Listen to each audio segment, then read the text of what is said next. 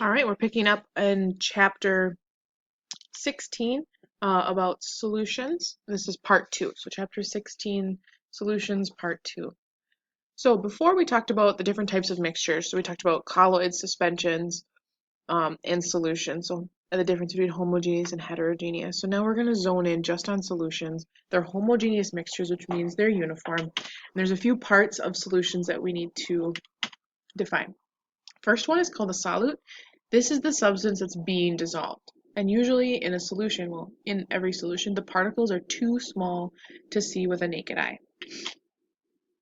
The substance that's doing the dissolving is the solvent, and there's usually more solvent than solute, so it makes up the majority of the solution. So when we dissolve anything in water, it's the water is the solvent, and then like sugar and water would be the solvent, and sugar would be the solute. And here's a little diagram. This is just dissolving. Sugar gets dissolved in water. The particles break up into tiny, tiny little particles of sugar and disperse throughout the liquid. Okay, so water is our solvent and sugar is our solute. Okay, particles in solution. We have a video here. We're not going to watch it today, but we'll watch it in class another time. Solutions can be classified based on whether or not they form molecules or ions in solution. All right, so that depends on what kind of stuff that you're dissolving. And we're going to talk about this in detail when we go into lab. You'll get a chance to see a couple demonstrations. So let's talk a little bit more about parts of the particles in the solution.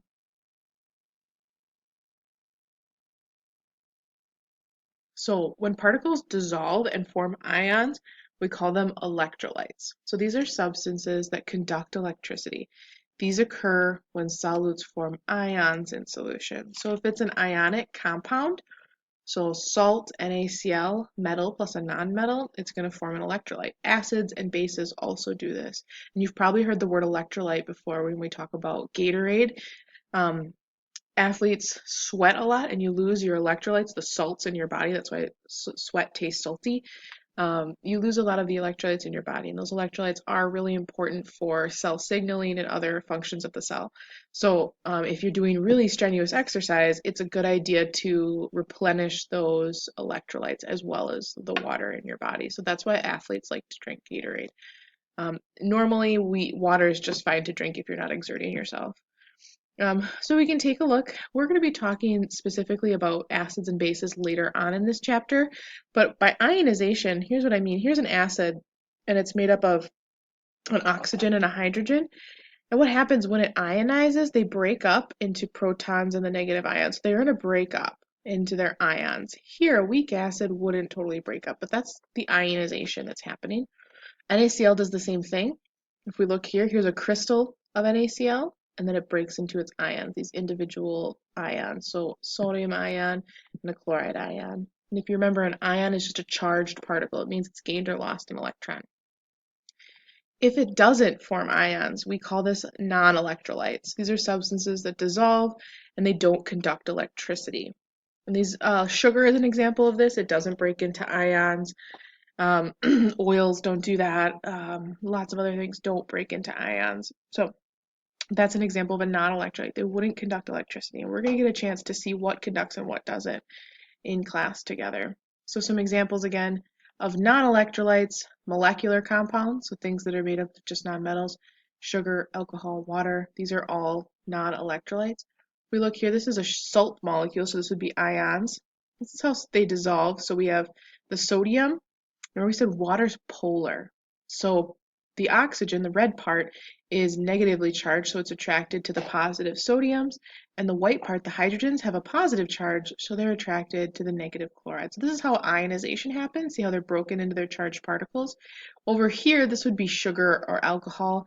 They stay as molecules. They're not necessarily attracted, like a little bit, but they stay as molecules in solution. We'll talk about more of this in class. So that's just one way of defining what a solution is. How does it break apart? How do those ions and atoms break apart in solution? Really quick, you don't even need to write these down in your notes. I just wanted to quick talk about them. Just so you realize that solutions can be made up of different types of phases. So we can have a liquid solid solution. So that's where we dissolve a solid like sugar.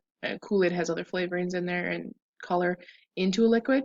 We can have a liquid gas. So soda, before you open it, is a solution of gas dissolved in water and sugar and other things. But you can have a solution of liquid and gas. You can have a liquid and a liquid, so vinegar is an example of that. And you can have a gas and a gas. Air is a solution. It's uniformly mixed. We can't see the particles. You can also have a solid with a solid. For example, bronze is a alloy. It's made of two different metals, and brass is similar. Two different kinds of metals making one. So bronze, I believe. Ooh, I'd have to look it up. I think it's copper and nickel, maybe. So it's more than one type of metal bonded together. Okay, so just so you know, there's different types of solutions. One more thing I want to talk to you about in today's notes is solubility. So definition for solubility is just a substance to be dissolved. So can this substance be dissolved? The ability of that substance to be dissolved. Factors that affect the rate of dissolution or dissolving. If we increase the surface area, okay, and we've kind of talked about this for the reaction. We talked about if you cut up a potato and boil it, it's going to soften faster than if you just throw a whole potato in. So if we increase the surface area, so a cube of sugar versus grains of sugar, cube of sugar is going to take longer. If we break it into little grains, there's more surface area, more contact for that solvent to have with the stuff it's dissolving. So that's one way you can increase the speed of dissolving. You can agitate or stir it, speed it up, more contact disperses the solute, or you can heat it up. So these are very similar to ways of speeding up a reaction, right? We kind of already talked about this, but we can increase surface area, agitate or stir it, and then heat the solvent, which helps it move faster, make more contact. Again, feel free to pause this video. I know I'm going pretty fast. All right, equilibrium. Remember that means equaling out. This is a physical state in which the opposing processes of dissolution, so dissolving, and crystallization of a solute occur at an equal rate. So if this is a batch of crystals, and this would be the solution above, the rate at which the atoms are crystallizing and going back in solution is the same. So it seems like nothing's happening. And this leads us to three different types of solutions that we need to know about and are going to be important. A saturated solution is a solution that contains the maximum amount of dissolved solute. So if we have a certain amount of water, there's only so much sugar we can dissolve in it before it won't hold anymore and we get that sediment at the bottom. Unsaturated, which means the solution contains less solute than it could under current conditions. And the last, let me go back. Supersaturated solution. These are solutions that contain more solute than it should be able to under these conditions. These are very unstable. Those hand warmers that we saw, those were supersaturated solutions. And that's why when you cracked it, it's unstable, so it crystallized. It actually shifted that equilibrium into the way of a crystal, the crystal direction. That's why everything crystallizes. And we're going to be doing this in the lab as well. So those are the three: saturated, unsaturated, and supersaturated. Here's an idea of those saturations. So unsaturated, more solute can be dissolved. Saturated, no more solute can be dissolved. We'd start seeing stuff form at the bottom. Supersaturated, it's unstable. If you add another crystal, it all starts to crystallize. All right, so we'll be talking more about this in lab. Then the last thing I want to show you are solubility curves. Okay, these tell us how much solute can be dissolved at a given temp. So if we increase the temperature, we can dissolve more solute. So if we take a look, this is not going to work, is it? My graph's a little bit big. But let's take a look at the two axes. We have temperature going across the bottom, and we have solubility. And solubility is measured in grams of salt in 100 grams or milliliters of water. So this is a certain amount of water. If we look, as temperature increases for most of these samples, so does the rate of solubility. So as temperature increases, so does solubility. It's a direct relationship.